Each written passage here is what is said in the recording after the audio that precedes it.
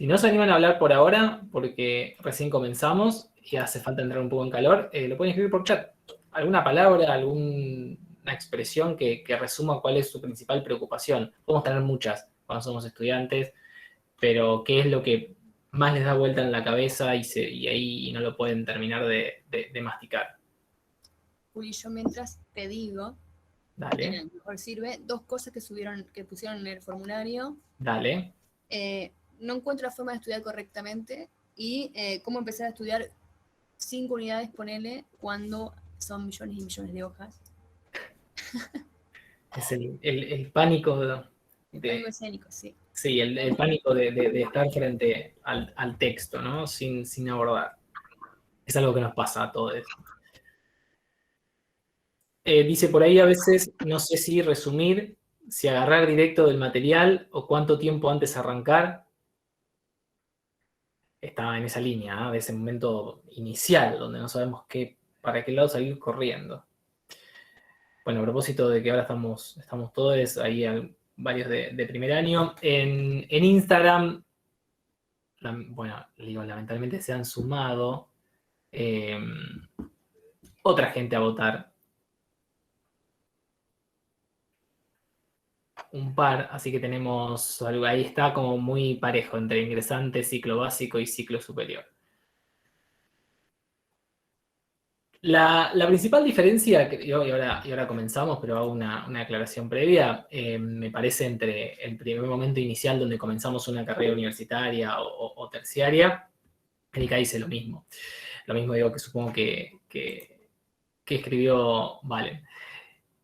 Es que a medida que vamos a ir avanzando, naturalmente vamos a ir adquiriendo experiencia propia de la práctica del estudio. Y esto es importante, lo digo ahora, quizás después en algún momento, por si me olvido, lo digo ahora, que cada una de las instancias que vamos a ir pasando en la universidad, en la facultad, es un momento de aprendizaje. Y está bueno que lo podamos tomar como eso, independientemente del éxito o el fracaso que tuvo una instancia en particular. Entonces, es difícil siempre en un primer momento poder organizarnos, ordenarnos, calcular los tiempos. Es si alguno manejó o maneja alguna vez, ¿vieron cuando hay que sobrepasar un auto o un camión en la ruta y que vos decís, el que viene de frente, viene lejos, viene de cerca, llego, no llego? Bueno, eso se puede aplicar a muchas cosas de la vida y en el estudio también. Es ir probando a ver qué tiempos les conlleva a ustedes poder abordar un texto, cuánto tiempo les lleva a aprenderlo, cuánto tiempo necesitan para sentirse seguros o seguras. Entonces, todo eso es como que lo vamos calibrando con la práctica también. Es decir, no hay una receta, y esto sí ahora es parte de lo que estamos charlando, no hay una receta particular que podamos decirle acá, vos seguís este esquema, seguís estos puntos, estos 4 simples pasos y tenés el éxito asegurado. No, tómenlo como un aprendizaje. Digo, esta es la parte del aprender a aprender, que no tiene que ver con el aprendizaje de un contenido en sí mismo. Voy a visualizar, voy a hacer este comentario ahora para que visualicemos un poco todo lo que implica el proceso que llamo yo de estudio, aprendizaje y exámenes. Nosotros nos vamos a abocar hoy específicamente a la parte de técnicas de estudio, pero quiero que lo veamos así para que entendamos también que es todo un proceso como muy grande que atraviesa nuestras vidas, más cuando los años cuando vamos a ser estudiantes, y que es importante que tengamos en cuenta. Desde el proceso de estudio y aprendizaje, cuestiones relevantes al ambiente de trabajo, al ambiente de estudio, es decir, dónde estudiamos, la iluminación, la temperatura, cómo nos sentimos a gusto, que tengamos algunas cosas que necesitamos, que podamos hacer de nuestro lugar, de ese lugar, nuestro lugar. La cuestión es de la planificación, digo, de poder establecernos objetivos, metas a corto plazo, a largo plazo, que podamos visualizar también toda la carrera, digo, el programa de estudio de la carrera,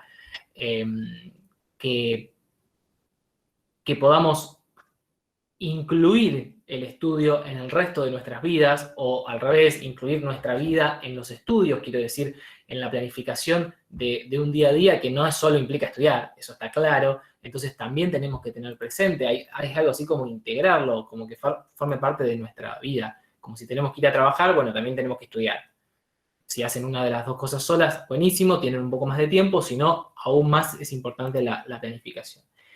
Y después todo lo que vamos a ver hoy en particular, que es el proceso de estudio en sí mismo y de aprendizaje, que son diferentes técnicas de estudios o abordajes para hacernos de un contenido. Eso es lo que vamos a trabajar hoy acá particularmente.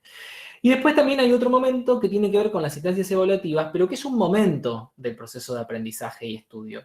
Una profe que realmente no recuerdo ahora, pero es de la FC Polit, así que la voy a plagiar, pero sin querer porque no recuerdo quién me lo dijo una vez, me hizo una metáfora así como que rendir era casi como un ayudar a luz, ¿no? Que uno pasa todo un proceso hasta que finalmente sale el niñe, digamos. Y me gustó en esta idea de que no es que el momento del examen es el examen, digo. Entonces yo ahora tengo que rendir, entonces para rendir tengo que hacer determinadas cosas. Efectivamente, esas cosas que tengo que hacer para llegar a rendir es todo el proceso que hicimos de estudio y de aprendizaje, digamos, que conllevó diferentes momentos en el tiempo, que culmina con una instancia que la verdad no es del todo agradable, seamos sinceros, ni siquiera está del todo buena, hasta podría ser cuestionable también, en la que hay una persona que supuestamente sabe un poco más que nosotros, que tiene una posición de poder y a la cual nosotros tenemos que demostrarle lo que sabemos. Y esa persona va a decir si aprobamos o no esa materia. Pero no lo vivamos solo como esa instancia, sino como simplemente algo así como la frutilla del postre, para decirlo de alguna manera, de todo este proceso que venimos viendo. Por eso me gusta que lo visualicemos de esa manera. Voy a leer que hay un par de comentarios más. Erika dice que siento que hacer resúmenes me lleva mucho tiempo. Eso es verdad, ahora vamos a ver qué hacemos, digamos, cuál es esto es muy contable, pero cuál es el costo de oportunidad de hacer un resumen o estudiar directamente del apunte. Y Milton dice, yo rendí por primera vez en la Facu de Derecho, me tiré a rendir libre, me presenté, sabía el contenido y me trabé y no lo pude decir. ¿Bien? Ahí tenemos seguramente algo que atravesó las emociones y puso en jaque todo lo que había estudiado. Es algo que nos pasa. Ya lo vimos y lo hicimos hace un par de meses, el taller de estancias evaluativas, Andy, así que en el canal de YouTube, digo, para no sacarle lugar a todo lo que vamos a ver hoy, hay varios consejos, sugerencias para abordar diferentes planos de lo que implica estudiar y lo que implica rendir fundamentalmente, y uno de ellos son las emociones. ¿Bien? Así que les invito a que vayan al canal de YouTube para ver el taller. ¿Qué son las técnicas de estudio? Cuando hablamos de técnicas de estudio, en un sentido así como muy limitado y estricto, es lo que vamos a charlar hoy. Es decir, leer, subrayar, hacer un resumen, esquemas, cuadros sinópticos, conectar con imágenes, alguna que otra regla mnemotécnica. Esos son el sentido muy, muy estricto. En un sentido más amplio es todo lo que estuvimos charlando recién, ¿no? Todo este proceso de estudiar, de aprender, que no es lo mismo. Digo, estudiar es necesario para aprender, pero a veces podemos estudiar y no nos queda nada. Y la instancia de evaluación. Estas estrategias, estas herramientas que vemos habitualmente no las aprendemos en ningún momento de la vida académica obligatoria. Entonces, muchas veces se llega al nivel universitario, o sea, la educación superior, con pocas herramientas, valga la redundancia. Entonces, la idea de todos estos talleres que hacemos es justamente poder brindarles esto, aprender a aprender. Y en cuanto al conocimiento, un par de aclaraciones también generales. Estoy como súper general, ya vuelvo. Que es varias cosas. Una que me gusta son las analogías del edificio del rompecabezas. Y las voy a decir las dos porque me gustan. La del edificio, piensen, para hacer una casa, cualquier tipo de construcción, hay que hacer los cimientos, tenemos que rellenar los cimientos con ladrillo, material. Sobre los cimientos se van a empezar a construir las paredes.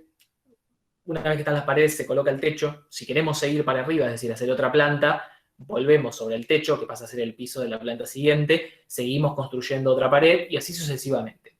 El estudio funciona de la misma manera. Nosotros vamos poco a poco construyendo o armándonos de determinados conocimientos. Y cuando estudiamos una carrera lo vamos a ver aún más. No solo nos va a pasar dentro de una materia, o sea, dentro de un área temática, sino que lo vamos a ir viendo entre materias. Como de a poco cada materia es como si fuera un ladrillo o una pared. Vamos a poner una pared para que sea algo más grueso. Cada materia es una pared y que de a poco vamos construyendo y se va ensamblando y de a poco, a medida que pasa el tiempo, cada vez vamos a ir viendo ese edificio o esa casa completa. Pero en principio uno ve un tema o ve una materia y la verdad que, pues si esto, ¿qué hago? Y la de rompecabezas va en el mismo sentido. Cuando armamos un rompecabezas arrancamos por un par de piezas. Ese momento es terrible. O sea, la peor instancia o el peor momento de armar un rompecabezas es cuando no tenemos ninguna pieza colocada. No sabemos nada. Apenas hay una imagen por ahí que viene en la tapa que parece que hay que llegar a eso, pero hay miles de piezas. ¿Cómo las ordeno? Bueno, cuando vamos poniendo las primeras piezas se hace difícil. Digo, ¿dónde va? Esto es un ojo, una pierna, es parte del pasto, ¿cómo se engancha? La pieza no entra, no veo nada, no voy a llegar a nada, no lo voy a poder hacer. Digo, muchas veces así estamos en una instancia cuando arrancamos la facultad. Ahora, a medida que vamos a empezar a poner piezas y se empieza a ver algo de la imagen, parece que, sí, se está formando la gráfica, la imagen completa, el rompecabezas. Incluso después ya al final hasta que parece que es un poquito más fácil. Estamos más cansados, porque ya venimos de muchas horas de armar el rompecabezas. Pero al mismo tiempo le empezamos a encontrar un poco más las vueltas, esas pequeñeces de la práctica. Hasta que finalmente formamos la imagen completa.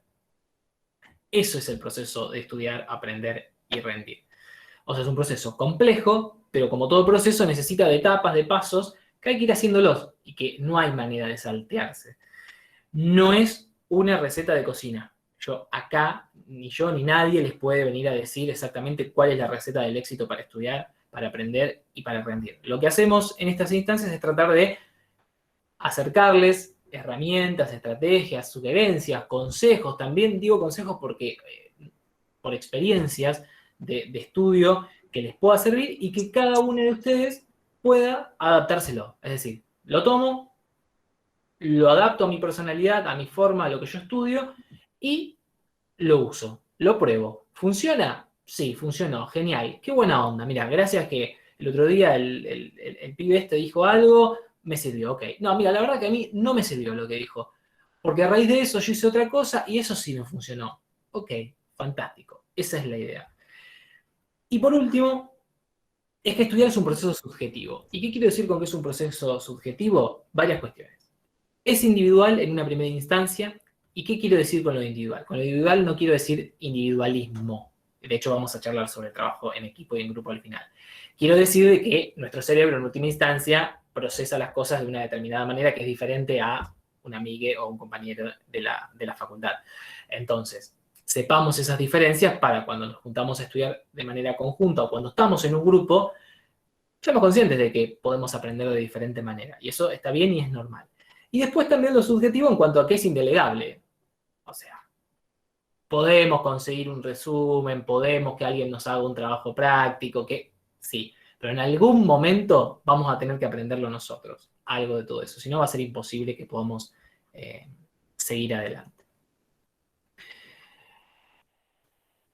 Una aclaración más que no hice. Cuando quieran hacer consultas, preguntas, sugerencias o comentarios, abren el micrófono y la hacen, ¿de acuerdo? No hace falta demasiadas formalidades porque además no somos tantos, así que abran el micrófono y pregunten, si no yo voy a parar y les voy a hacer algunas. Yo no te quería cortar, pero bueno, quería consultar si a todos les escuchaba bien, digamos, que ahí Milton dijo que se escuchaba cortado, por eso quería saber si era un problema de su computadora o su dispositivo. Bien. Está bien, yo no había leído las... No, se escucha bien. Sí, buenísimo. cosa de cortarte en el medio. Luis, no, está bien. Yo a veces cuando me embalo un poco a hablar no leo los textos, entonces por eso les digo que directamente abran el micrófono e interrumpa. No pasa nada. Vamos a ver el proceso de también las técnicas de estudio que podemos usar. También la podemos ubicar en una idea de proceso, como de cuentito, ¿no? Primero hacemos una cosa, después más o menos hacemos otra, después hacemos otra, que tampoco es tan lineal. Quiero decir, siempre se vuelve atrás, ¿no? Siempre hay una retroalimentación dando vueltas. Pero de vuelta lo visualizamos de una manera así como temporal, gráfica, para ver el paso del tiempo y cómo influye ese paso del tiempo en el aprendizaje. Hay algunos autores que se dedican a la pedagogía y al estudio que dividen a las técnicas de estudios o a las herramientas en 4 momentos diferentes. Una primera instancia que tiene que ver con la información sería algo así como ese momento inicial de contacto, como muchos de ustedes hablaban recién de qué hago, ¿no? Tengo todo el material ahí arriba y por dónde empiezo. La indagación, que tiene que ver ya con el haber empezado y comenzar a meterme dentro del material de estudio. La organización del conocimiento sería algo así como procesar la información para poder obtener un conocimiento y que sea entendible, que se vuelva inteligible para mí.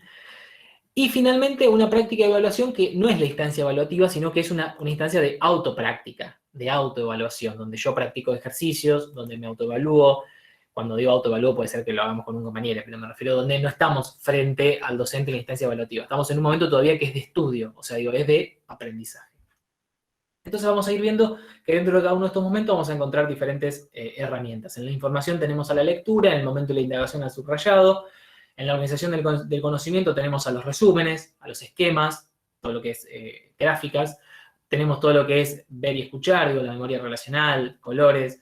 Y en el momento de la práctica o de la evaluación tenemos ese momento de actividades prácticas en el caso de que la disciplina lo permita y si no, de ensayar de alguna manera a ver cuánto aprendí o cuánto sé. Comencemos primero con la lectura. La lectura es,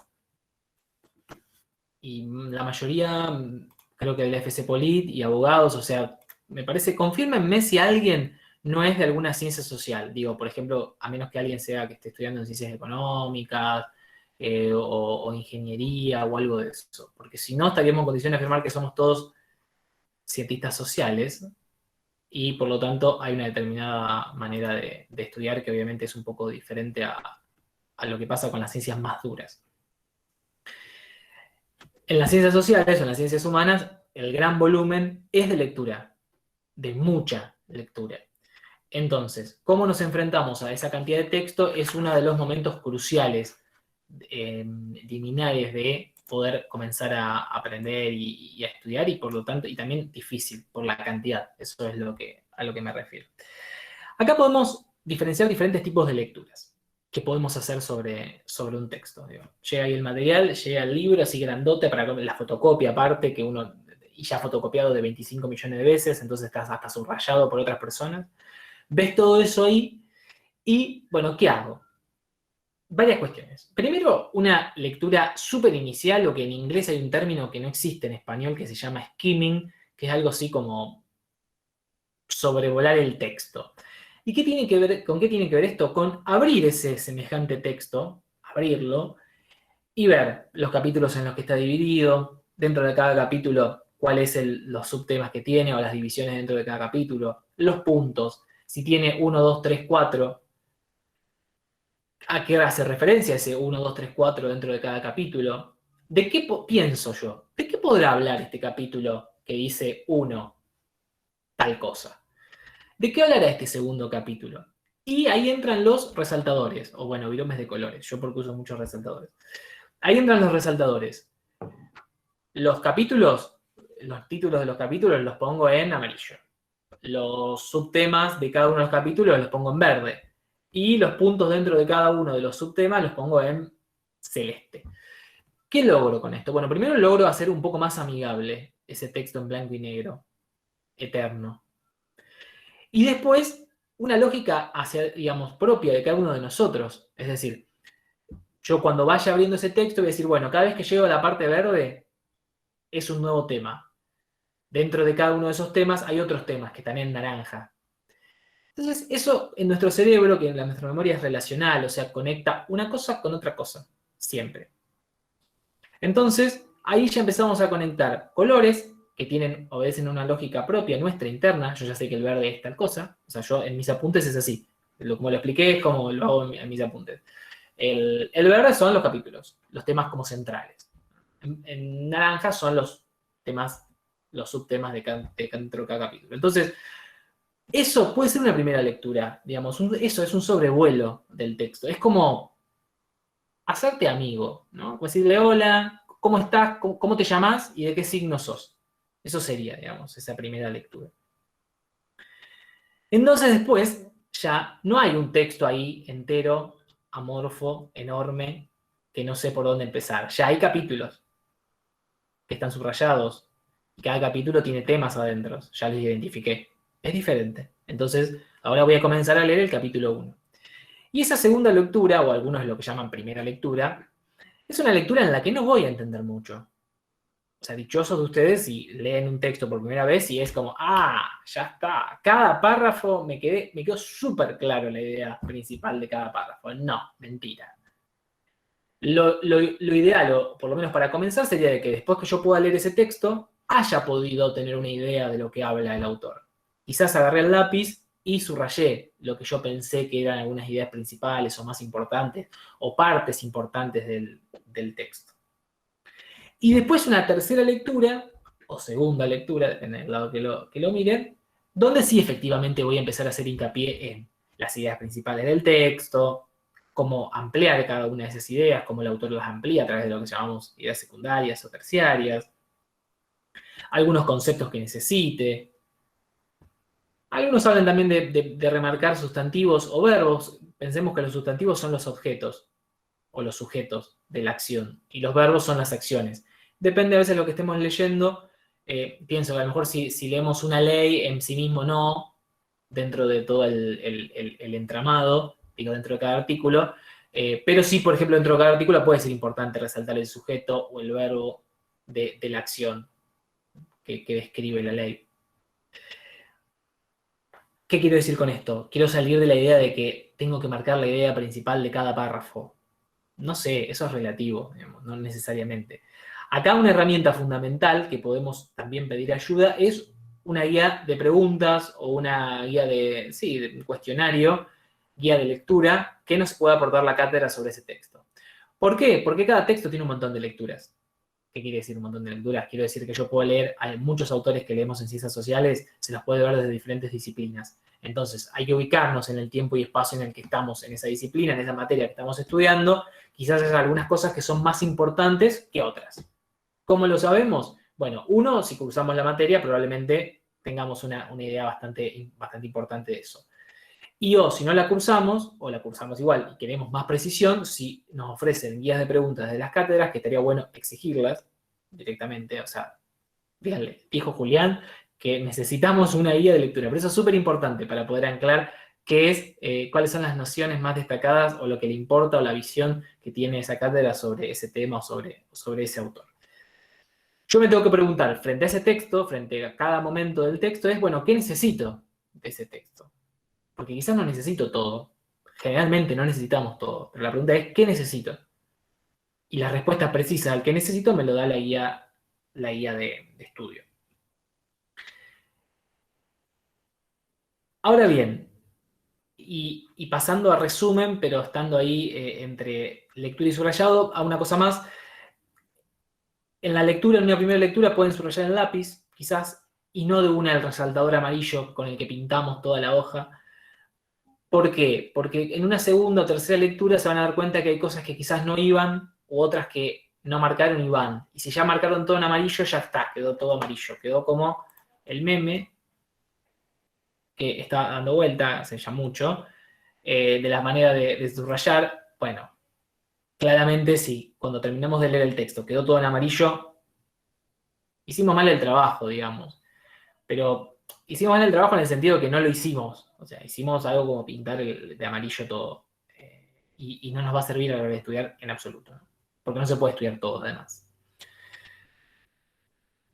Además de subrayado, notas al margen, palabras que no sabemos. Cada vez que nos enfrentemos a un texto nuevo, y más en los primeros años de una carrera, vocabulario específico, que no sabemos qué significa. Vamos, lo googleamos y sacamos una flechita de esa palabra bien en grande y ponemos la definición. Porque cada área, cada disciplina, cada materia o cada carrera va a manejar vocabulario relativamente específico y en algunos casos es importante saberlo. Y si no entendemos esa palabra, una palabra la podemos dejar pasar. Una. 20 palabras no, porque no se entiende el texto. Entonces, lo googleamos, aparte lo hacemos una vez y ya está. Ya sabemos qué significa esa palabra. Entonces, palabras que no sabemos, flechas con conexiones, es decir, esto es lo que decía en el capítulo anterior, o ver capítulo 1 sobre ese punto. Todo lo que nos pueda servir para después cuando tenemos que volver ahí a estudiarlo. Cuando estamos nosotros trabajando el texto, trabajémoslo, o sea, hagámoslo nuestro, hagámosle ahí todo lo necesario. Ustedes piensen en ustedes mismos en realidad en ese momento. Cuando yo vuelva acá a estudiarlo, dentro de unos días, o dentro de una semana, o dentro de un año, o 2, cuando rinda la materia. Si pasan 15 días no pasa nada, pero si pasa un año me olvidé de todo. No, escríbanse ahí todo lo que el yo de ustedes del futuro quisiera leer cuando tenga que volver a abordar ese texto. Entonces aprovechen ese momento en el que están metidos adentro del texto. Después va a ser mucho más fácil la relectura y el estudio. ¿Y qué hacemos con los resúmenes? Porque hasta ahí estamos trabajando el material, pero lo tenemos en el material original. ¿Hacemos un resumen o no hacemos un resumen? La respuesta tiene que ver con el tiempo, básicamente. Si lo pensaríamos en términos ideales, sería lo mejor, obviamente. Poder producir un texto propio a partir de los textos fuente, no solo porque después es más fácil estudiar, sino que mientras hacemos un resumen, estamos estudiando. Cuando hacemos un resumen, ahí casi no se los aseguro porque esto no es matemáticas, no son ciencias duras, así que 2 más 2 no es 4 acá. Pero si no da 4, va a dar 3 o va a dar 5. Si ustedes hacen un resumen, es probable que ya tengan estudiado gran parte de todo lo que van a ver. Y el estudio, o lo que llamamos verdaderamente momento de sentarme a estudiar, va a ser mucho más fácil y ameno y más rápido si tenemos nuestro resumen. Ahora, eso lleva mucho tiempo. Entonces ahí es un equilibrio que tendrán que ver ustedes qué es lo que les pesa más. A veces podrán hacer resumen, a veces no. A veces podrán hacer resumen de alguna parte y no de otra. Después con la práctica quizás les sirva esto que les estaba diciendo de trabajar mucho el texto sobre el propio texto. Es una fotocopia, no pasa nada, o sea, en la mayoría de los casos. Y si es un libro también, escríbanlo, digamos. Los libros están para trabajarlos, no para dejarlos ahí de decoración en la biblioteca. Entonces, escribamos todo lo que sea necesario. Es como ahí hacer el resumen casi ahí. Digo, esta parte con la otra parte se conecta con esto. Cuestión de que después me sirva a mí como para volver a ese momento de estudiar.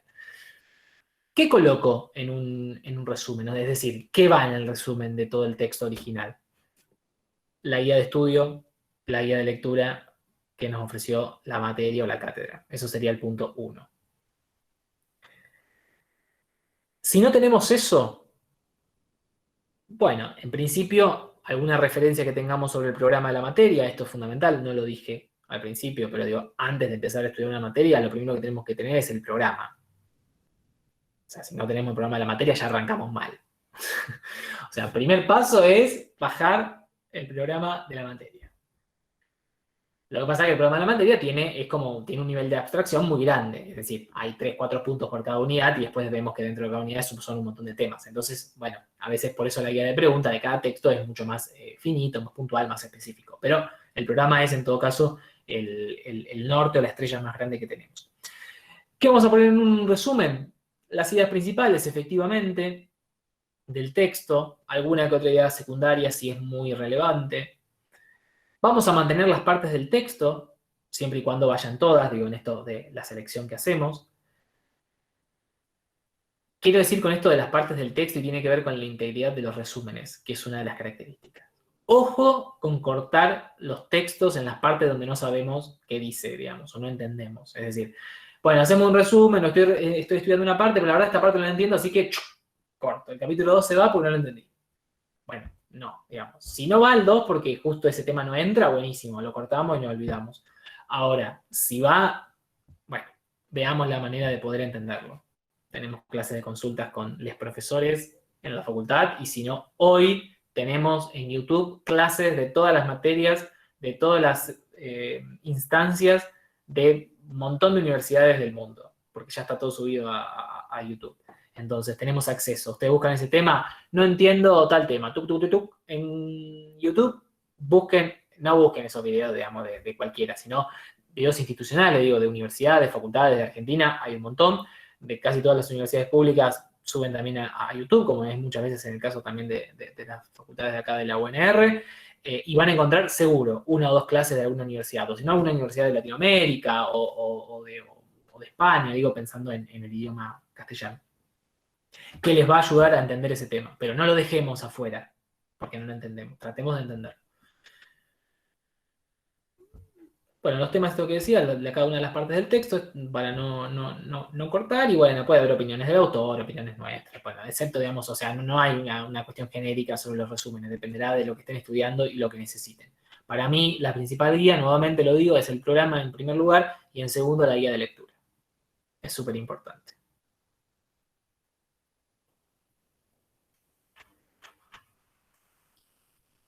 ¿Cómo vamos hasta acá? Bien, bien, bien. Luisi, bueno, primero que sos la única que te veo con la cámara, por eso que bastante observamos, veo que toma apuntes. Tomaste apuntes, ¿verdad? Sí, me sirve mucho para organizarme. Bueno, eso... Porque, sí. no, yo, digamos, el estudio me va bien de verdad, pero bueno, siempre alguna que otra idea de decir, bueno, puedo probar esto, a ver si es más práctico, como por ejemplo el resumen que me pasaba lo mismo que contó una de las chicas, que se me perdía mucho tiempo. Exacto. Quería decir, y ahora lo del resumen me hiciste acordar otra cosa más. Que te nombré lo de tomar apuntes porque tomar apuntes es un ejercicio de estudio, es un ejercicio de práctica. Tomar apuntes implica estudiar, o sea, mientras habla un docente. No lo que estoy diciendo yo en este momento, ¿no?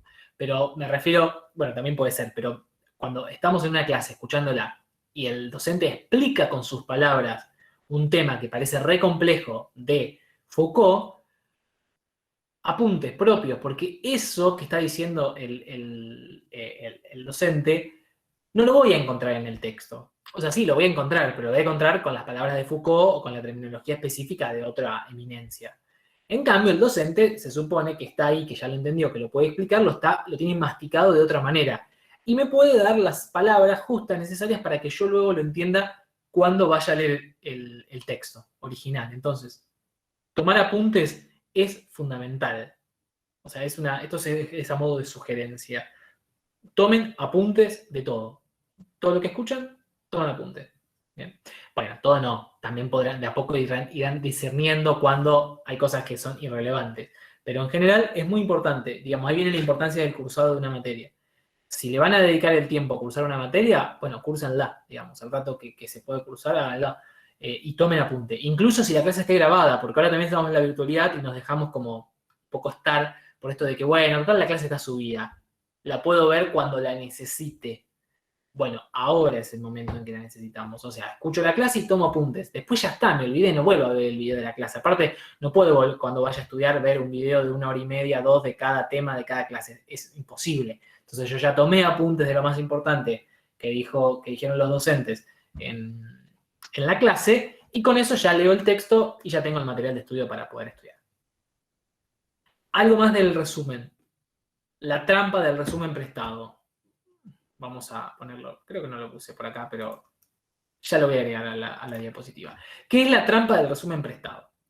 Yo no leí ninguno de los textos originales. Supongamos que fui a clases. Si fui a clases, puede funcionar. Si no fui a clases, resumen. Resumen de fulanito, de menganito, depende de la facultad, hay resúmenes ya casi institucionalizados, ¿no? Que circulan como una especie de institución. Hay otros que a lo mejor me lo presta alguien conocido, alguien que ya pasó por la materia. No está mal. No digo que esté mal el resumen prestado, solo que sepamos que el resumen de Juan es el resumen de Juan. Acá explica esto lo que dice Juan de Pedro, dice más de Juan que de Pedro. Entonces, el resumen de Juan habla de Juan y de Foucault. El resumen de Julián habla de Julián y de Foucault. Y nosotros somos otras personas. Entonces, ojo con eso. Ojo porque cada uno de nosotros tenemos diferentes marcos de conocimiento, sabemos diferentes cosas y entendemos el mundo y por ende los textos y el estudio de diferentes maneras. Entonces puede ser que Juan en su resumen puso cosas o sacó cosas porque las tiene ya entendidas o sobreentendidas o no le hace falta para su proceso de saberlas o de volverlas a leer y quizás a ustedes sí le hace falta. Y sin eso no se entiende nada o les falta algo muy importante. Entonces, ojo con los resúmenes prestados. No digo que no los usen, porque todos en algún momento hemos recurrido a un resumen que no hicimos nosotros. El tema es, cuidado. Cotejémoslo con los textos, quizás con una lectura del texto, cotejémoslo con lo que vimos en clase, con los apuntes, con lo que piden en la guía de lectura, con lo que dice el programa. no lo tomemos como una especie de texto santo bíblico en el que tengo acá el poder, lo dejo arriba de la mesa, lo estudio y aprendí. ¿Bien? Generalmente en el resumen le falta cierto marco, cierta contextualización, que solo la puede reponer quien lo hizo. Cuidado, eso es, ahí es la sugerencia, es cuidado. Bueno, Luisi la veo con la cámara y ya habló. ¿Alguien más que quiera hacer algún comentario sobre lo que vimos hasta ahora? ¿Qué les parece? ¿Les pasó? ¿Les pasa? ¿Les pasará?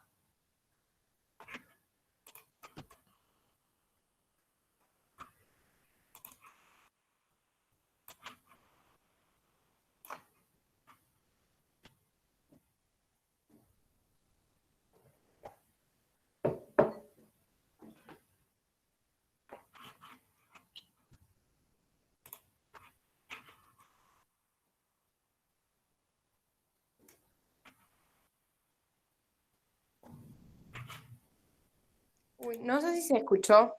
¿Se me escucha bien? Ahora te escuchamos, Valentina.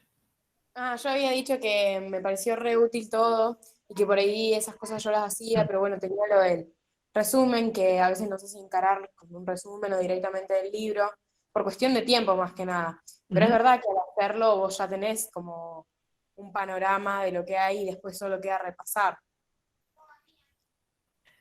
Claro, funciona un poco de esa manera. Muchas veces el tiempo que creemos que perderíamos haciendo el resumen es tiempo que después en realidad se nos va a ir estudiando de un resumen o de algo que no hicimos y por lo tanto tenemos que reponer mucho más. Cuando me refiero a reponer, estoy pensando en el que yo leo un concepto y digo, como que el concepto solo está como medio en el aire, necesitamos un contexto y ese contexto lo tengo en el texto, entonces a veces me puede ser después dificultoso estudiarlo si no tuve primero esa contextualización. Por eso digo que tienen que ir probando y ver qué les resulta a cada uno.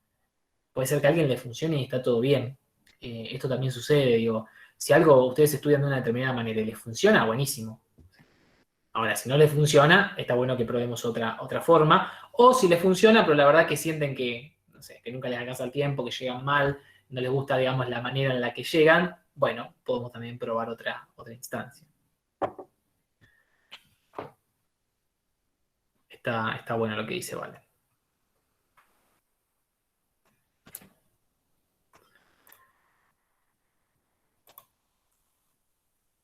Ahora vamos a pasar a la etapa, si pensamos en esto que les mostré primero. Vimos la lectura y el subrayado como este primer momento, digo, donde nos accedemos al material y al conocimiento. Y después ya en el resumen comenzamos a organizar el conocimiento. Y cuando digo acá organizar el conocimiento, podríamos pensarlo, suena en términos como a procesamiento, pero no en el sentido de proceso, sino en el sentido como cuando hacemos, no sé, una torta, que uno ya, bueno, metió todos los ingredientes, ya la está batiendo y está viendo a ver, bueno, qué le agregamos para que quede más rica la torta. O pienso, no sé, en una fábrica que produce un bien y va agregando partes hasta que, bueno, ese momento del proceso donde es crucial. Vimos el resumen y vamos a ver ahora todo lo que tiene que ver con los esquemas conceptuales. Estas son herramientas gráficas. Y las herramientas gráficas, o la gracia de las herramientas gráficas es eso, o sea, es el soporte visual. Visual gráfico en este caso. Que nos permite organizar, distribuir la información, sintetizarla. Acá hay un gran nivel de sintetización. Y el poder organizarlos visualmente, porque el resumen también, o sea, cuando hacemos un resumen también lo organizamos. De hecho, un resumen se puede organizar, esto no lo dije, vuelvo un poquito atrás. El resumen no siempre tiene una linealidad o sigue la linealidad o la temporalidad que tiene el texto original. Seguirá la temporalidad o la linealidad que necesitemos nosotros para la materia que estamos estudiando. Bien.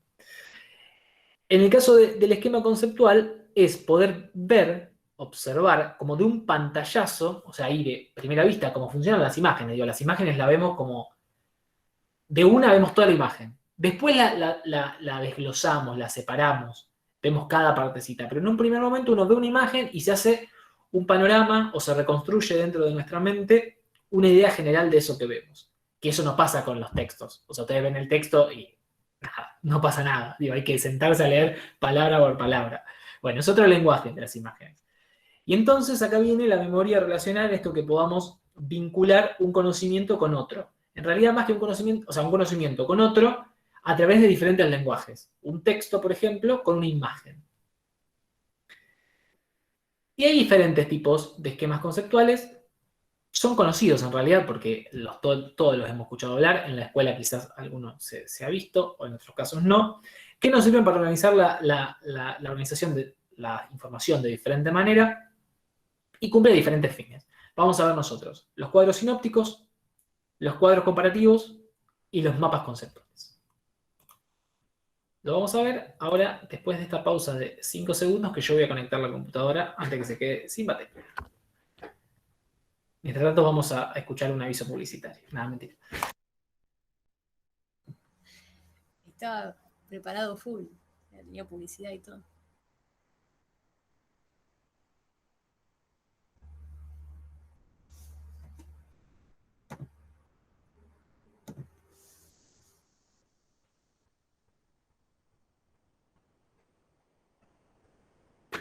Bien, ahora sí, agradecemos este momento a nuestros auspiciantes. Estaba pensando porque yo pensé en conectar la computadora antes de arrancar el taller, pero bueno, eso quedó en mi pensamiento nada más. Veamos entonces estos tres diferentes tipos de esquemas conceptuales. Vamos con el primero, con el cuadro sinóptico. El cuadro sinóptico es el famoso cuadro de llaves, o diagramas, o esquema de llaves. ¿A qué fin o a qué propósito responde el cuadro sinóptico? Nos permite resumir y organizar las ideas en temas, subtemas, subtemas, conceptos. El cuadro sinóptico nos ayuda a ordenarnos fundamentalmente. ¿Vieron esas situaciones, ese tipo de conocimiento, de material en el cual a partir de una idea surgen otras ideas y de cada una de esas ideas tienen otras ideas? ¿Vieron la clasificación de la clasificación de la clasificación de la clasificación? Que en el texto, digo, cuando uno lee, hay un momento en que te pegas una perdida y decís, ¿adentro de qué clasificación o categoría estoy? No tengo ni idea. Bueno, ahí vamos a buscar nuestro cuadro sinóptico, en realidad vamos a buscar una hoja en blanco, un borrador, y mientras vamos leyendo el texto, ponemos, bueno, esto parte de tal lugar. Ok, punto 1. De esto salen 2 clasificaciones. De esas 2 clasificaciones salen otras 4 clasificaciones. Y así sucesivamente. Entonces, no tiene mucha información. El esquema conceptual no tiene que tener mucha información. No es que me va a servir para entender todo.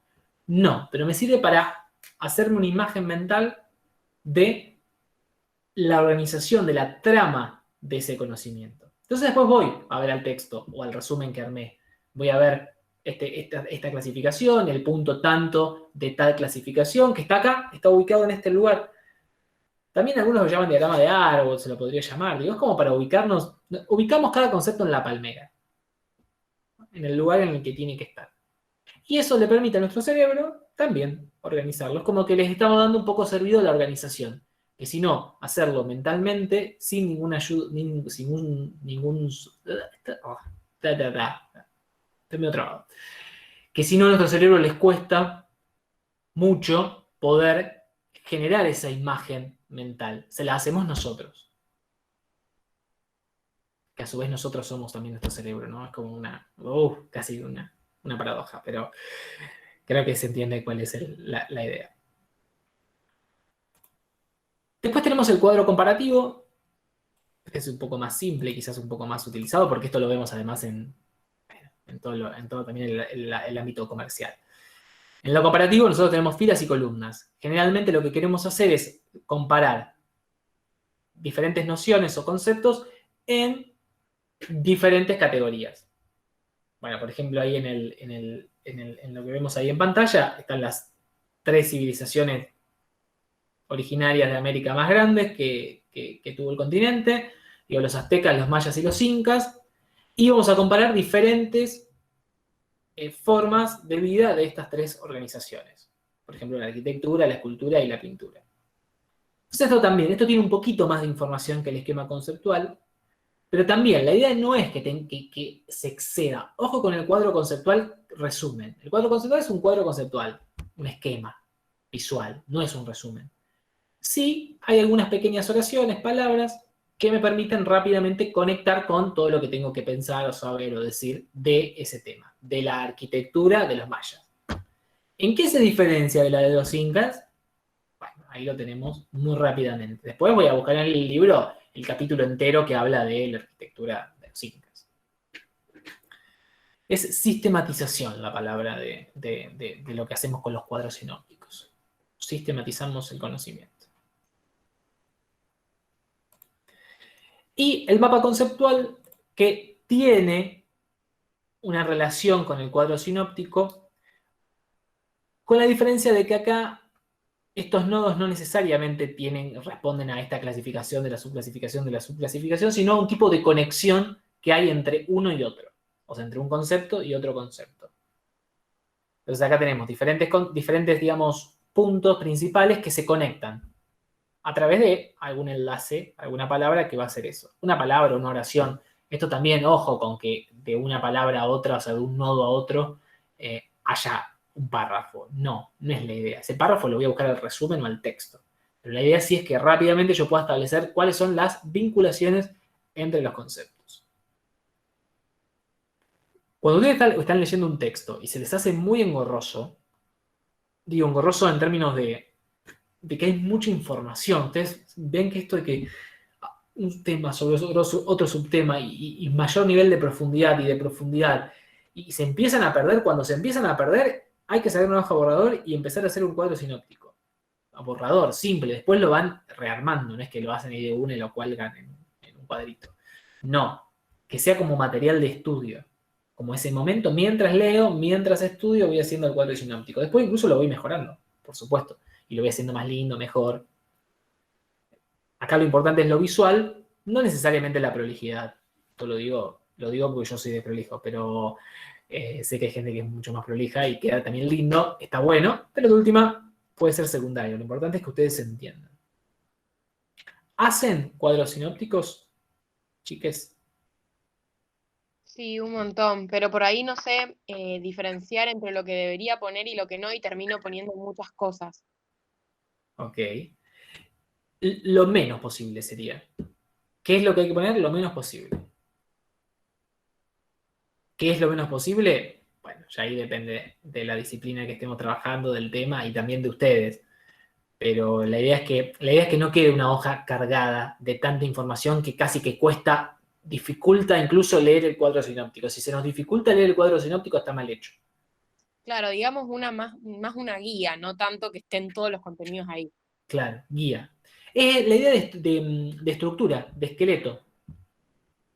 Piensen en un cuadro sinóptico como si fuera el esqueleto, nuestro esqueleto. ¿Cuánto le falta al esqueleto para ser humano? Un montón de cosas. Pero ves el esqueleto, o sea, ves la forma del cuerpo humano. Sería eso.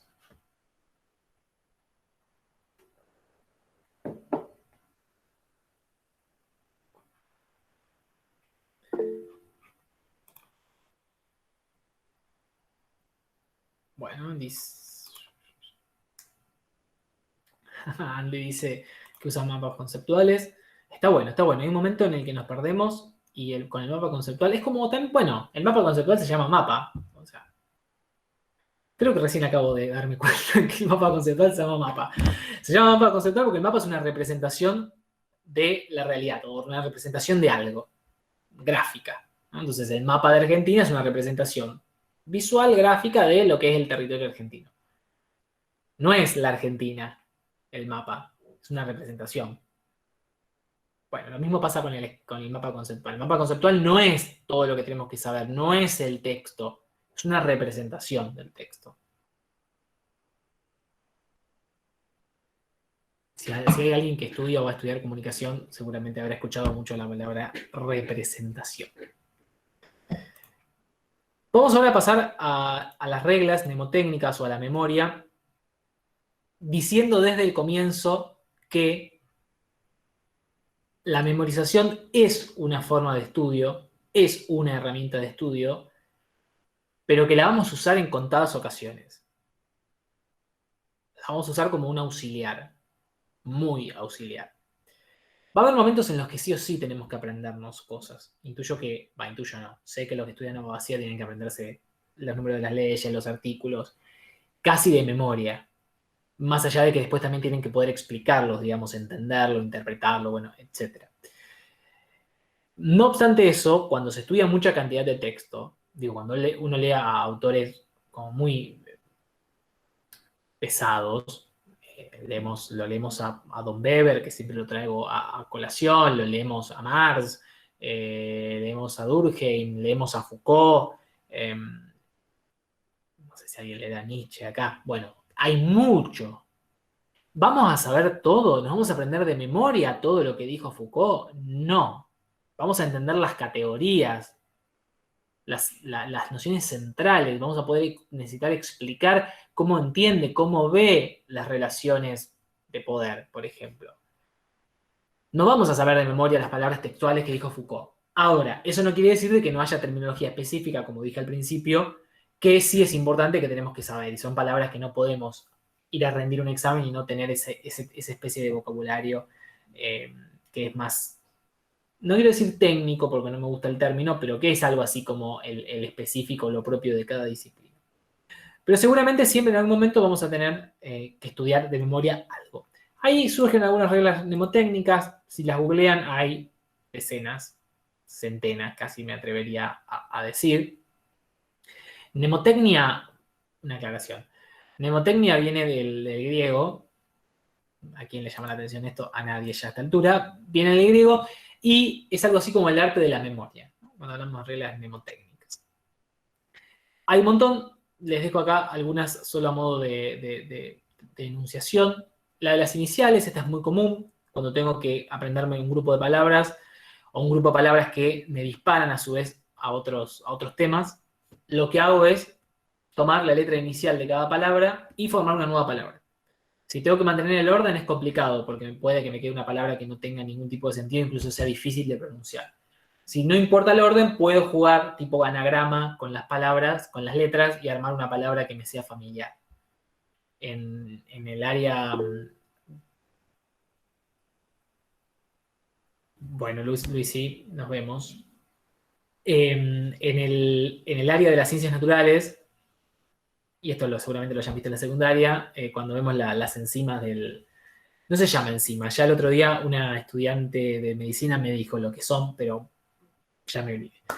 Que es la adenina y la timina y la cianina guanina del ADN, con estas reglas mnemotécnicas de acordarse de Aníbal Troilo y Carlos Gardel, que son dos cantantes de tango muy conocidos de la Argentina, entonces me puedo acordar cuál va con cuál, porque si no suena difícil o es difícil de aprenderlo, por ejemplo. Método de la historia, nuestro yo, y arrancaba acá una clase de psicología freudiana. No, quiero decir que nuestro yo se constituye de historias, o sea, nosotros todo el tiempo estamos contando historias, somos historia, lo que somos nosotros mismos, lo que nos decimos nosotros mismos es una historia, digo, todas historias, digamos, todos son como cuentos. Entonces, para nuestro cerebro le encantan los cuentitos. Es más, si no puede lograr armar el cuento completo, le parece que le falta algo. Entonces, si no podemos formar el cuento completo, lo inventamos. Le inventamos las partes que le faltan para que la historia tenga sentido. Entonces, la historia o la narración es una buena herramienta de técnica de estudio o de memorización. Es probable que yo me acuerde más de algo que está dentro de una historia que si me tendría que acordar eso solo de manera aislada. Quizás a alguno en este momento le suene medio raro lo que estoy diciendo, pero a partir de hoy comience a pensarlo. Y se van a dar cuenta de que todo el contenido que tiene una historia lo tienen como contenido dentro de la historia, pero que si tuvieran que tenerlo como sueltos, como piezas sueltas, se olvidarían. Entonces acá la estrategia está en utilizar o usar las palabras o los conceptos que yo me tengo que acordar y armarlos en una historia. Ojo con que la historia sea más complicada que lo que tengan que acordarse. Bueno, eso es un poco relativo. También varía mucho de acuerdo al tipo de disciplina que estudiamos. En las ciencias sociales, insisto que mucho de memoria es complejo, digamos. Saber esto de decir me aprendo de memoria lo que dijo tal autor. Me puedo aprender una cita, un artículo. La conversión numérica es otra regla mnemotécnica muy conocida. a mí me resulta difícil, me resulta complejo, como medio necesaria, pero la traigo a colación porque se usa mucho, se usa más a veces en las ciencias duras, donde convierto los números a letras, mejor dicho, las letras las convierto a números, y bueno, podría ir y venir, digo, de un lado a otro, depende de lo que necesiten. Generalmente es más fácil acordarse letras que números, palabras de vuelta que números. Entonces me aprendo una palabra que esa palabra remite a determinados números.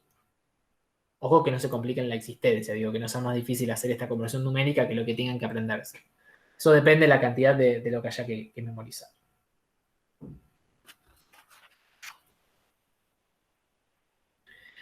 Y vamos a esta parte que me gusta mucho y que fuimos hablando hoy durante el taller.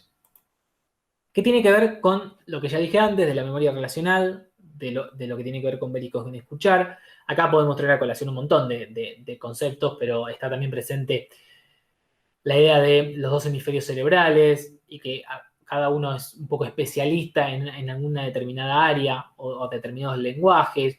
El izquierdo pensando más en la lógica, en lo formal o en lo racional, y el lado derecho más relacionado a las emociones y por lo tanto a los colores, digamos, a los sentidos, entonces a los colores, a lo que escuchamos, a lo que podemos tocar.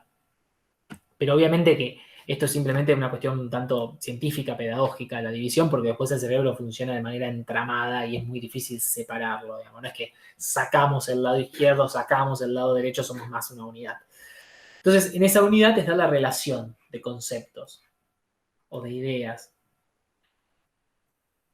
Vieron que cuando sentimos un aroma agradable, un perfume, rápidamente lo conectamos con una situación, un momento en el cual nosotros ya sentimos ese perfume, puede ser de alguien que nos gusta o de algún lugar en particular. Decimos, ay, esto me hace acordar a cuando estuve en... Lo mismo con los sabores. Bueno, los colores, las imágenes pasan lo mismo. Y en el estudio también lo podemos aplicar. Con las imágenes y con los colores, bueno, tiene mucho de lo que estábamos hablando de los esquemas conceptuales, muchísimo.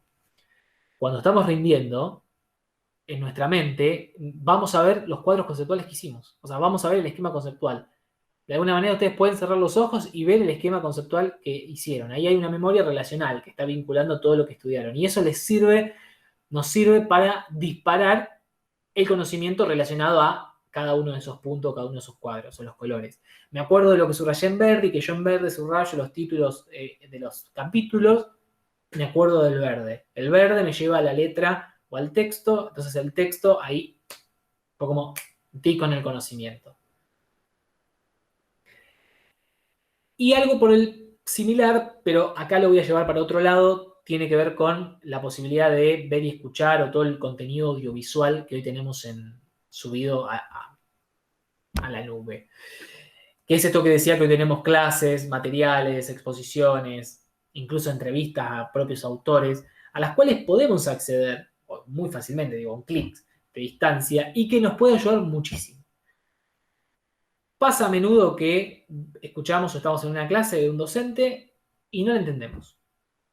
Le pedimos que nos explique o no y sigo sin entenderle. No me cae bien, no me gusta, no le entiendo, no puedo ni verlo. Bueno, ponemos en YouTube ese tema, esa clase, incluso pueden agregar la palabra universidad o facultad y les va a aparecer una clase de alguna universidad sobre ese tema. Y vale, digamos, tienen que tener ciertos cuidados porque obviamente cada universidad, cada facultad, cada cátedra, cada materia le da una determinada impronta. Pero si ustedes encuentran un video sobre una determinada clase de Foucault, de la carrera de abogacía de la UBA o de la carrera de comunicación de la UNL, la Universidad Nacional del Litoral, es probable que les vaya a servir para poder entenderlo. Ni hablar si es de alguna universidad pública de acá de Argentina. Entonces, accedan, digamos, utilicemos todo ese material. Ni hablar de los audiolibros, por ejemplo, a mí no me gustan en particular, pero sí hay un montón de gente que escucha, va en el colectivo o caminando por la calle escuchando un audiolibro. Aunque dice, y algo ya me va quedando. Bueno, si les sirve, pruébenlo o prueben. Lo mismo con podcasts, documentales, tutoriales, todo lo que pueden usar. O sea, usen todo eso que hay. No hay que quedarse solo con ese texto ahí, con esa fotocopia que parece como inabordable. Sino que hoy tenemos un montón. Un día no tienen ganas de leer porque la verdad que se cansaron, están hartos. Busquen, seguramente van a encontrar, no sé, si es algún tema relacionado con con algún ámbito más de la sociedad, de la filosofía o de la cultura, buscan Darío Zeta, que habla, digamos, es un muy buen divulgador, según mi criterio, y van a encontrar a él hablando de determinado tema de tal autor. Y la verdad que lo explica de una manera que es muy entendible. Quizás ustedes necesiten aún más profundidad para su materia, para lo que están estudiando, pero no importa, sirve como base para arrancar, para comenzar, o para por lo menos entender algunas nociones, algunos conceptos, después van y profundizan los temas. Usemos todas las herramientas, esto podríamos meterlo dentro de lo que son ahora las tecnologías de la información y la comunicación, las famosas TICs, que hace referencia a todo esto. Bueno, ya que lo tenemos, utilicémoslo.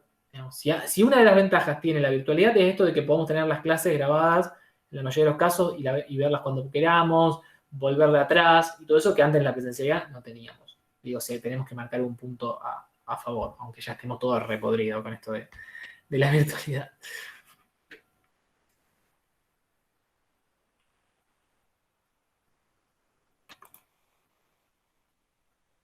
¿Cómo vamos hasta acá? Bien, se reentiende. ¿Qué tal, Valentina? Te voy a preguntar a vos porque esa es la que más estás hablando. No me acuerdo si escribiste antes, si sos ingresante o ya venís estudiando hace un tiempito. No, ingresante, yo empecé este año. Ok, o sea que saliste de la virtualidad y entraste en la virtualidad, Sí, o básicamente. sea, salí de cuarto año y me encuentro ahora con la facultad porque el año pasado fue como nada. ¿Y ahora que estudias? Abogacía. Abogacía, bien. ¿Y qué tal? Con las clases, con la virtualidad, ¿cómo le estás encontrando la vuelta? La verdad me manejo, yo siento que me estoy manejando bastante bien, me supe organizar los tiempos y no me resultan pesadas las clases. Por suerte solo tengo 2 módulos de clase por día, entonces Ujú. no es que se hace tan pesado y no me cuesta para nada seguirlo. Ok, Pero bueno, entiendo que por ahí a nivel evaluativo, cuando tocan los parciales o no sé, algún profesor que no se adaptó mucho, ahí se complica o siempre hay problemas con el internet y eso es un punto en contra, claro. pero la verdad que no es que digo es un desastre en mi caso, la verdad pude encontrarle la vuelta. ¿Tenés clases sincrónicas? O sea, así como estamos nosotros ahora. Sí, son a la mañana por Zoom. Ok, y después tenés las grabaciones, podés acceder, algunas las graban, otros no, o no. No las graban No, a ninguna. ok, ok. ¿Y probaste a buscar de algún tema de algo que no hayas entendido en YouTube o en Google el tema y viste algún otro video? ¿O todavía no tuviste la oportunidad?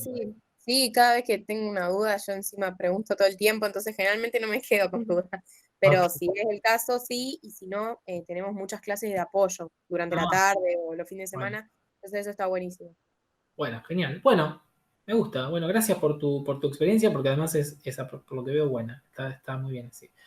Digo, es complejo esto también, lo que le pasó a Valen, que le pasó a un montón de chiques y va a seguir pasando, de haber terminado en la virtualidad, comenzar en la virtualidad, digo, la universidad con todo lo que implica, que es casi como una especie de universo paralelo. Y bueno, hay que adaptarse, digamos, también. Pero está bueno si te ha ido relativamente ameno. No, gracias, Valen. Le hice una entrevista a Valentina, 5 minutos más y bueno, vamos a la pausa. Gracias. Bien. Me salteo el de las ciencias duras porque pregunté, nadie me dijo que estudie alguna de matemáticas o contabilidad o química, así que lo vamos a saltear. ¿Qué hacemos? Esto como parte del proceso. Ya lo dije antes, bueno, detuve la presentación por hacer clics donde no debo. Lo dije antes en relación a que este no es el momento de la evaluación, sino que es el momento en el que nosotros nos vamos a autoevaluar. Vamos a probar o vamos a indagar a ver qué tal, digo, a ver qué onda. ¿Estoy aprendiendo? ¿Estoy sabiendo algo? ¿Esto está sirviendo? No. Esto es una instancia que no podemos dejarla pasar.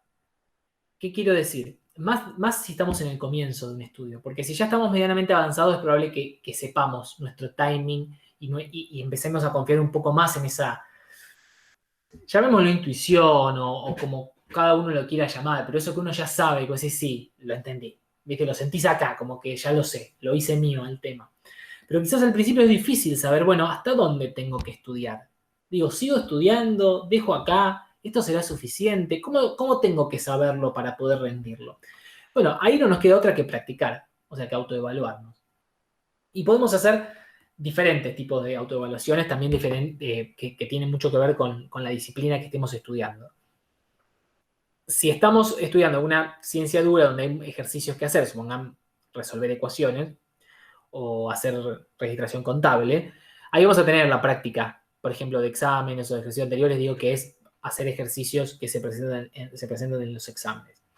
Si no, está la cuestión de responder a preguntas, sea de exámenes anteriores, si los conseguimos, y si eso está, digo, de exámenes escritos, me refiero, o directamente de temas de la materia. O sea, agarramos el programa de la materia o las guías de preguntas de la materia y de modo aleatorio, o sea, al azar, no se mientan, digo ustedes mismos, no nos mentamos, onda de, me voy a hacer preguntas de, voy a preguntarme en esta unidad qué es la que mejor sé. No, en todo caso, si esa es la que mejor saben, indaguen sobre las otras unidades.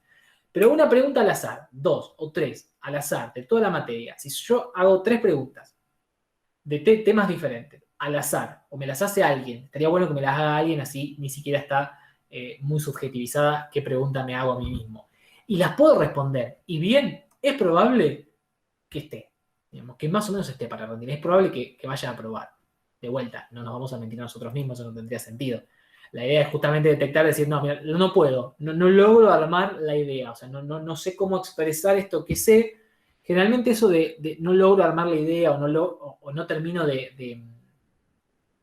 Hay una expresión que decimos todo el tiempo, muchas veces, que yo lo entendí, pero no sé cómo decírtelo.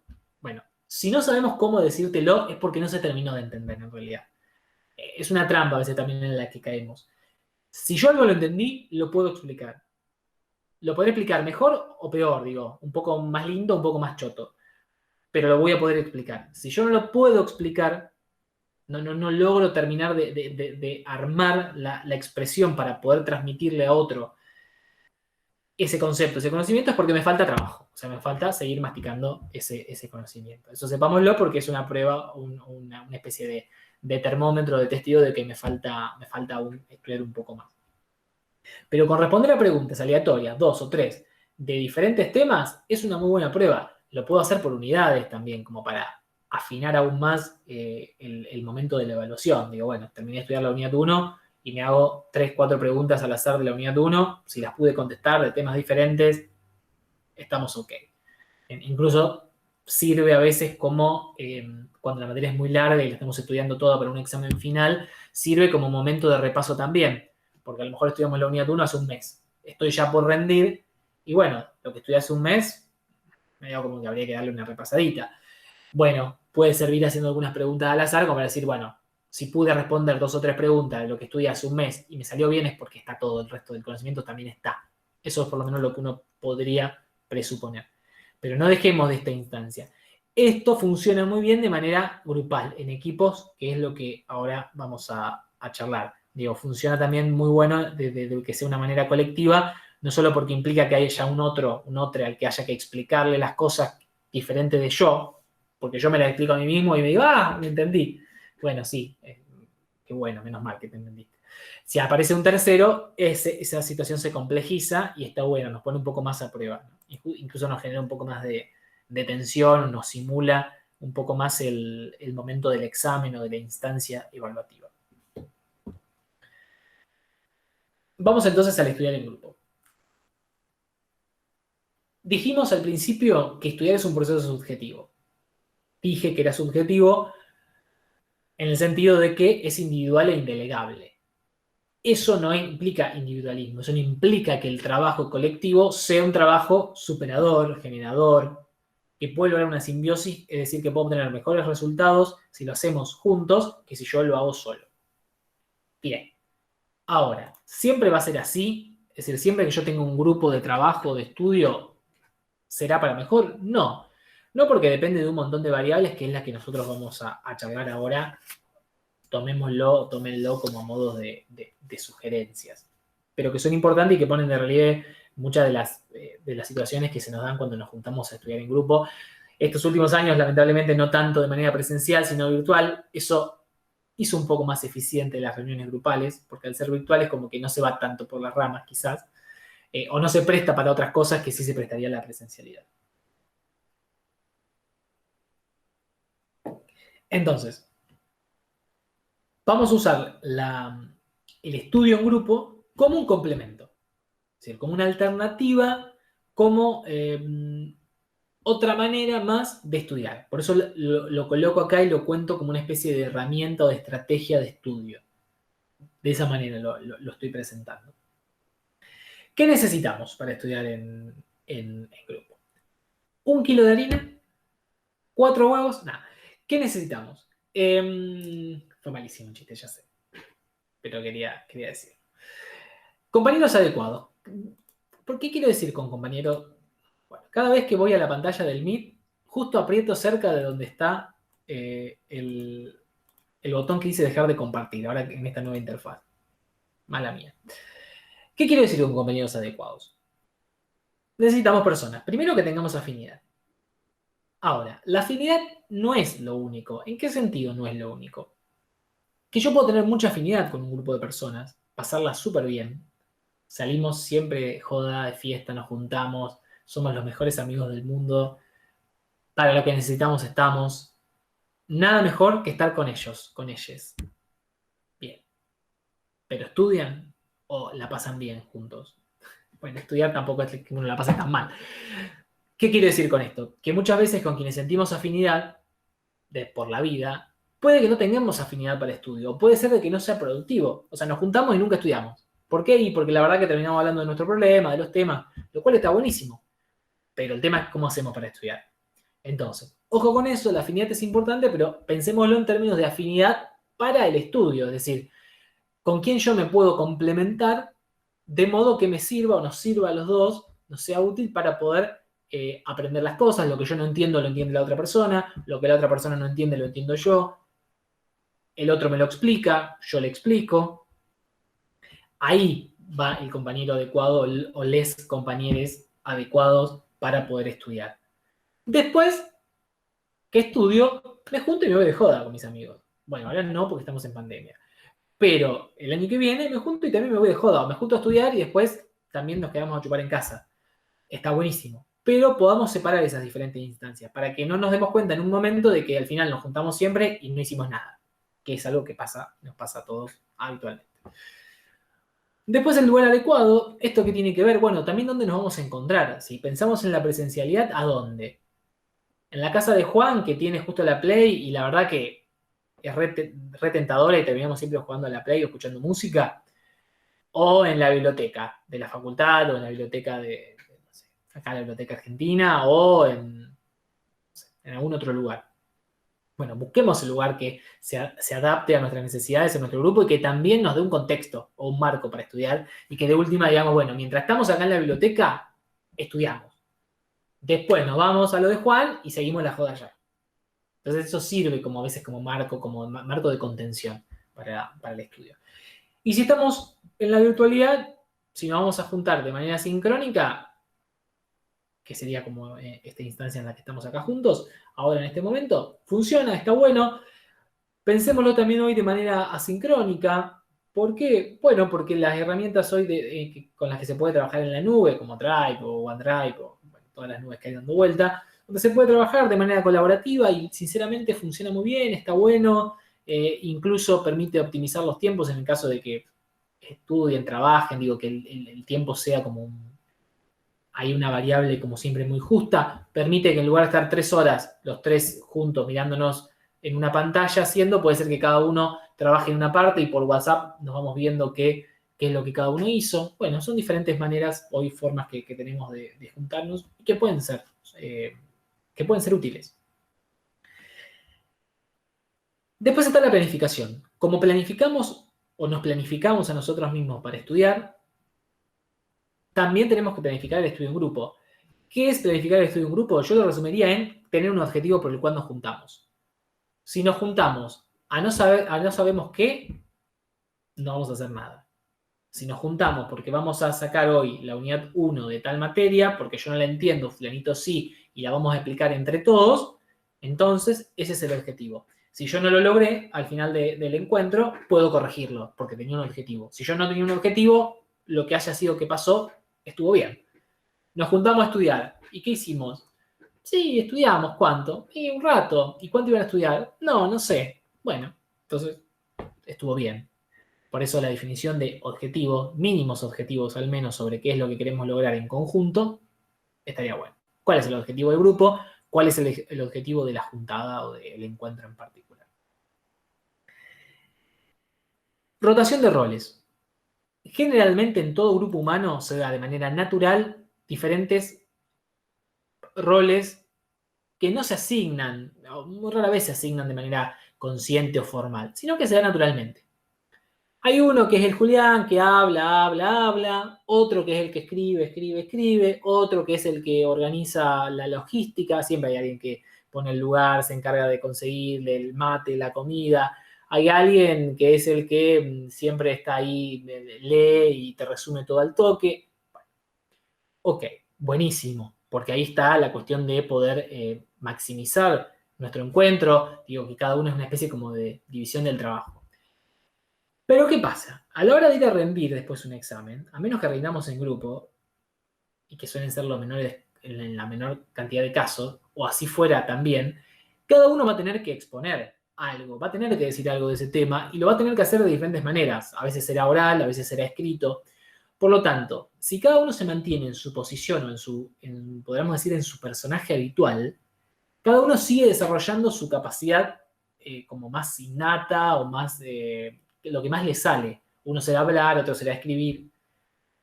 Y la realidad es que estaría bueno que el trabajo en equipo o en grupo funcione o sirva también como un momento en el que practicamos, ensayamos diferentes roles. Entonces, bueno, vos siempre escribís. Bueno, no, hoy no escribas. Que escriba Julián, que tiene una letra horrible, no le gusta, se pone odioso, se ofusca, pero no importa, que escriba porque después tiene que escribir un examen oral, un escrito y tiene que estar 2 horas escribiendo en una hoja, entonces que practique, hacerlo practicar. Otro, bueno, vos no hablas nunca, está bien, todo bárbaro, pero después cuando tengas que dar el oral tenés que hablarlo y decirlo, entonces hoy te dedicás a, no sé, a exponer. Cambiemos los roles, digamos, ¿no?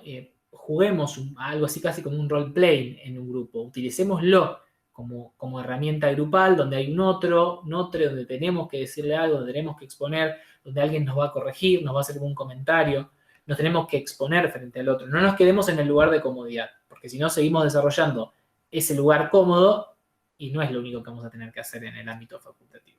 Y esto sirve también para todo tipo de equipos de trabajo. Bueno, y finalmente lo que ya dije, que el estudio en grupo es un complemento, digo, no sustituye el trabajo individual en el sentido de que en última instancia el cerebro nuestro de cada uno es el que hace clic en algún momento y entiende el tema. Eso no lo podemos delegar, pero sí claramente nos puede enriquecer, nos puede ayudar a que ese clic sea de manera más rápida, o sea, de mejor manera. También porque a veces estudiar es aburrido, se vuelve tedioso, es eterno y con un otro al lado se nos puede hacer mucho más fácil, ¿no?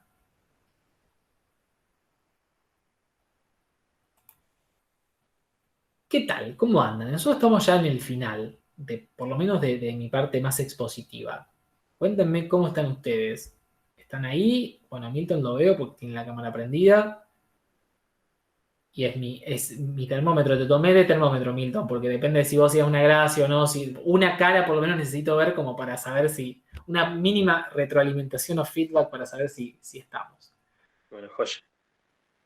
Puede ser también un momento catártico, digo en el sentido de que no es que vayamos a encontrar así como ya les dije antes, la receta ideal para el estudio, para que aprueben el próximo examen, pero sí para que alguien pueda hacer algún comentario que nos dé o nos dispare algo de lo que no dijimos. O sea, yo dije todo lo que dije hoy y por lo tanto hubo un montón de cosas que no dije, ¿no? Porque cada vez que hablamos es más lo que dejamos de decir que lo que decimos. Si quieren hacer algún comentario, pregunta o quieren darnos su experiencia, nos puede servir o le puede servir al otro.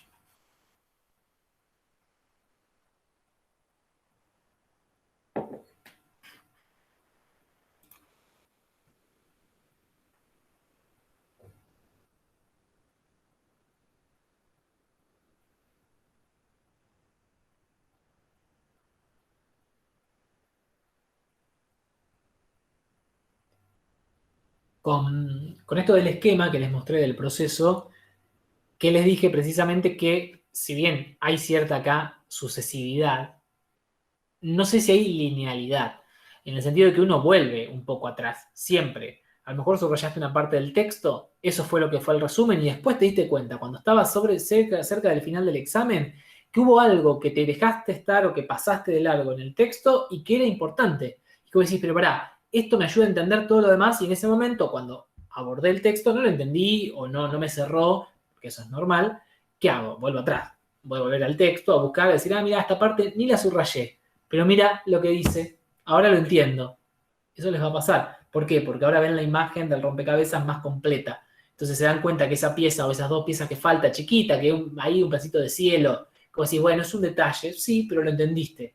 ¿Y dónde está esa pieza que falta? En lo que dejaste afuera del texto. Entonces, esto es un ejemplo, ¿no? Pero digo, cada uno vamos volviendo sobre nuestros pasos en el proceso de estudio.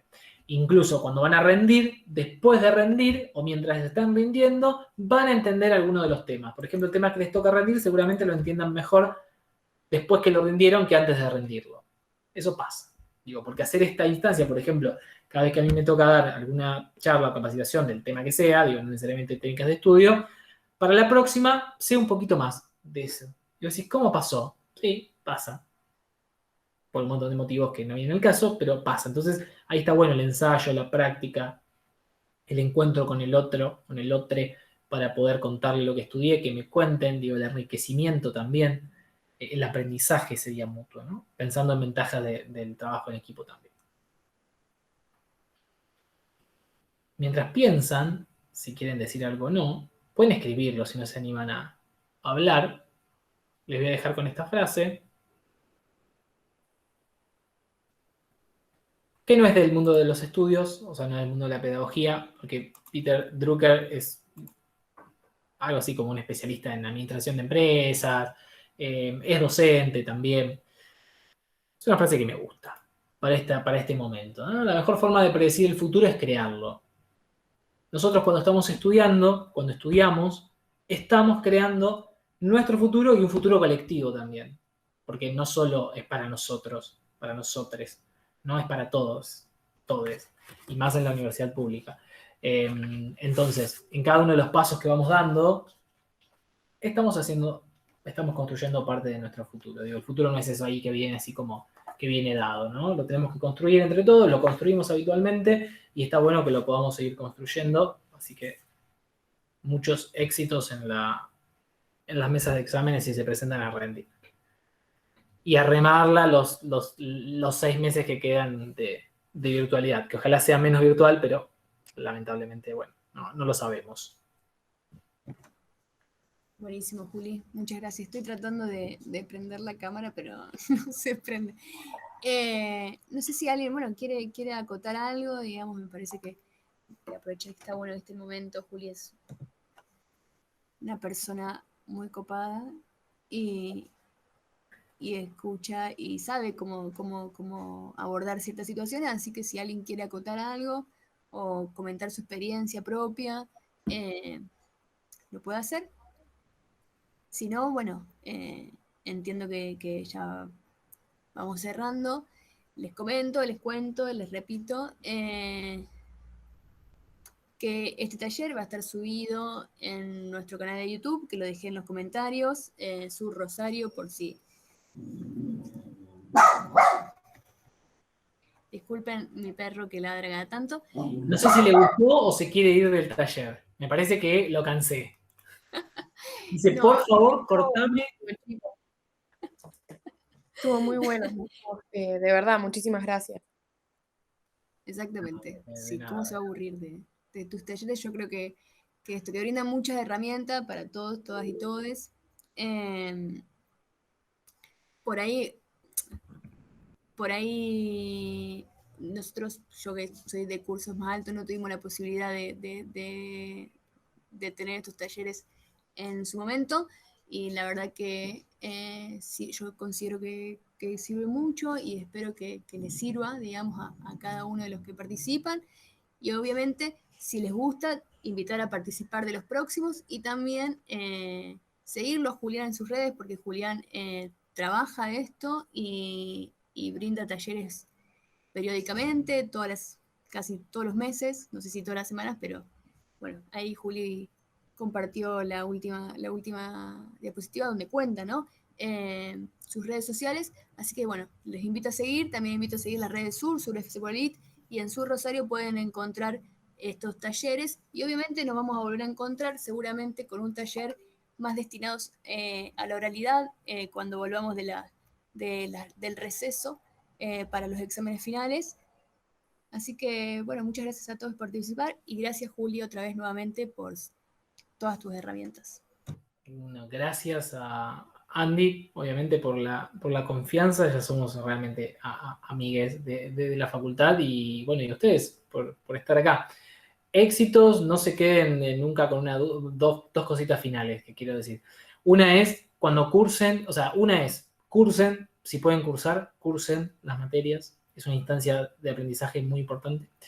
Y no se queden nunca con una duda, con una consulta. Sáquense esa duda con el docente, si con el docente, con otra persona, con otro video, pero sáquense las dudas. Y bueno, y ahí en mis redes pueden escribirme, hasta está mi WhatsApp, es básicamente público. Así que pueden escribir lo que necesiten. Obviamente, si puedo ayudarlos, encantado. Muchísimas gracias, chicos. Nos vemos. Nos vemos, mucha suerte. Muchas gracias. Gracias. Nos vemos, éxitos a los que rindan. Chau, chau. Chao, gracias.